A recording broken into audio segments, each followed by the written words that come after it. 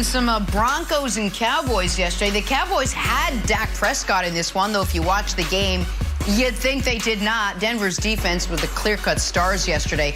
Boy, they slowed down Dallas's offense, the NFL's #1 scoring offense, to a screeching halt. Dallas on their way to getting shut out before 2 garbage time TDs made the score look a little better, at least. So a healthy dose of adversity, perhaps, for Dallas, who had come in winners of 6 in a row. Daks said afterwards, hey, we were just bad in this one. That's all it is. I felt healthy. The calf felt good. We were just bad. Nick, was the 30-16 loss to the Broncos cause for concern, or was it just a blip for the Dallas Cowboys? Oh, there are no blips when you're trying to win a Super Bowl and when you're trying to be the 1 seed. This was awful. And I'm going to give Dak the benefit of the doubt that he wasn't fully healthy, or that he was rusty. They had the bye, he misses a game, because, I mean, Dak at one point, they showed that he was like 5 of 16 for 70-some yards, and it was 30-0 with 5 minutes left. 30-16 is wildly misleading. The Broncos dominated every single phase of this game. And this is awful for Dallas. Dallas had a real shot, and I guess still has, a real shot at the 1 seed. But you got to win these types of games. You know who the Broncos think they are? Not any good. You know how I know that? They traded away their best defensive player mid-season at 4-4 because they know they're not doing anything this year. Dallas has to win that game, Greg. And all of a sudden you look at Dallas, it's like, hey, what's the next month look like? Oh, Atlanta? Oh, the all of a sudden 500 Atlanta Falcons? At Kansas City?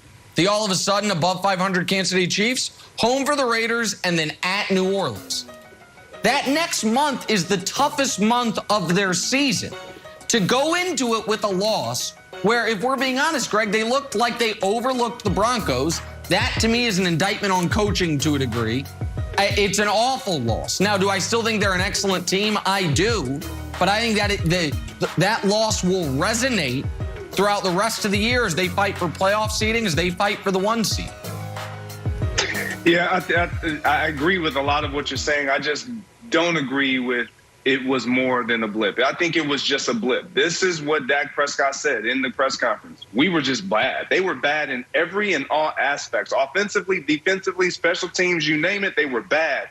And the reason why I believe it to be a blip is because prior to Dak Prescott getting injured, this team averaged 35 points a game. So we know that they can put up points. They can light up the scoreboard. Defensively, they create turnovers. They didn't do that. They gave up so many big plays, which is something that they have to fix, which is they've done that all year, but they've never not scored points, Nick. This is wild. So when I look at this team, this had to be a blip. Amari Cooper had not had a drop all year, and he has a drop. You have these types of games, you take them on the chin, and you move forward. Should they have won it? Yes. Trap game, you can't overlook any opponent. Not saying that they did, but typically that's what happens when you expect to be the team like the Denver Broncos coming into your house. All right, so Greg, I want to break down 3 types of losses, big blowout losses. So the first big blowout loss that I'm okay with, if you get out-schemed. The opposing team figures something out about your team, exploits it over and over and over. Second type of loss, like, we weren't at full strength. We saw that's more of like the Chiefs last year in the Super Bowl. Offensive line is banged up, we weren't at full strength, and everything kind of falls apart from there. Also, I'm generally okay with that. This loss, though, is an effort and focus loss, which I'm not okay with at all, and I think is a real cause for concern. If we can put up Dak's quote, Dak's basically like, yeah, we weren't paying attention. When you win a game like we did last week against the Vikings on the road in a tough environment with everything going against us, I think sometimes you can think you can just roll out there and get it done. Leighton Vander Esch also said, need this to happen so we stay awake. Greg, these quotes to me show me a team that is not used to winning, that won 6 games, and all of a sudden it's like, you know what? We looked at the analytics, and the Dallas Cowboys have never started 6-1 and not made the playoffs, so let's take our foot off the gas. I don't know how much of it is coaching, Nick blamed coaching, or how much of it is on the players. I feel like if I was wearing a Dallas Cowboys star, I wouldn't need Mike McCarthy to yell at me to get up for one of the 17 games I play in the entire year. So do you put it on coaching? Do you put it on the players? And do you think the lack of focus is as big a deal as I do? Well, I'll say this. I think all of it played a part. And I think the lack of focus is a big deal.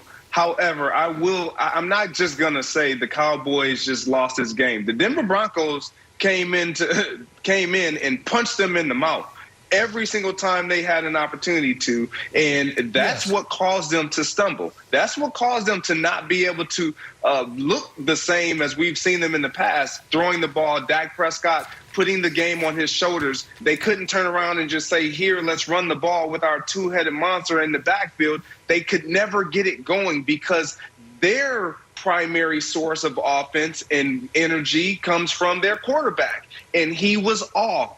Whether that be because of the calf injury, whether that be because of, like Nick, you alluded to, the time off. However, it played a role and it showed up and it came to bite them. The Broncos got the better of them. And there's a few things that should be noted. One is Tyron Smith was out, and this Cowboys team for 5 years now has just been one team with Tyron Smith, one team without Tyron Smith, which is a problem because he misses time somewhat regularly. The other thing should be noted, to a little bit, the book is out on Trayvon Diggs. He now has to adjust to the adjustment, right? Teams are taking advantage now of some of his aggressiveness. We've seen it a few weeks in a row. I think he's a great player, not a good player, a great player. He'll adjust, but that's the next step in his progression. But just quickly, Wilds, I do have a question for you, because you said something kind of, flippantly. You were like, if I was a Dallas Cowboy, I wouldn't need the coach to get me pumped up for one of the 17 games. What is it that Mike McCarthy does then? I'm just curious. He doesn't run the defense. He doesn't. I get Kellen Moore runs the offense. He's terrible at game management. So what's left on the coach's platter? Press conferences, I suppose. Well, he just lies to folks in those. Yeah. He told us that. And what's the last thing? Oh, yeah, motivation. Okay, he's not a great X's and O's coach, but my God, does he motivate us? Nope. So, yeah, I'm going to put some of this on coaching. If the coach, who's not your defensive coach, who's handed over the offense to someone else, who's terrible at game managing, can't even get you motivated for a game that you're a 10-point favorite at home, then again, I've got to ask you, Jenna, the old Office Space, what is it you would say you do around here? Just tell me, because I can't figure it out. Meeting sponsors. Yeah, thanks. It's a big job. Go ahead. It takes a lot of time. Go ahead, Greg. Look, Nick, I'm not going to let you just bash Mike McCarthy like that. Look, there's a lot that he does. Oh, Greg's back. There is a lot that he does. And what the misnomer when it comes to head coaching is, or the expectation is, oh, yep, you got to either be the play caller on defense or the play caller on offense. Well, if you are the play caller on offense, then what do you have an offensive coordinator for? So you have to learn how to delegate. When you're in business, when you are at the top, when you're in ownership, when you are at the head, you must learn the art of delegation. It does not mean that what you do is any less effective or valuable. You have to trust that the pieces that you've designed and have put together are for a reason and for purpose, and allow them to use their skill set to the betterment of the team. Yes, Mike McCarthy does struggle in areas. He does struggle with game management, but he handles all the other things. He works on that every single week, regardless of how it shows up on Sunday. He still works on it. The Dallas Cowboys worked on all their plays this past week. Regardless of what they worked on, it didn't look like they worked on much. So,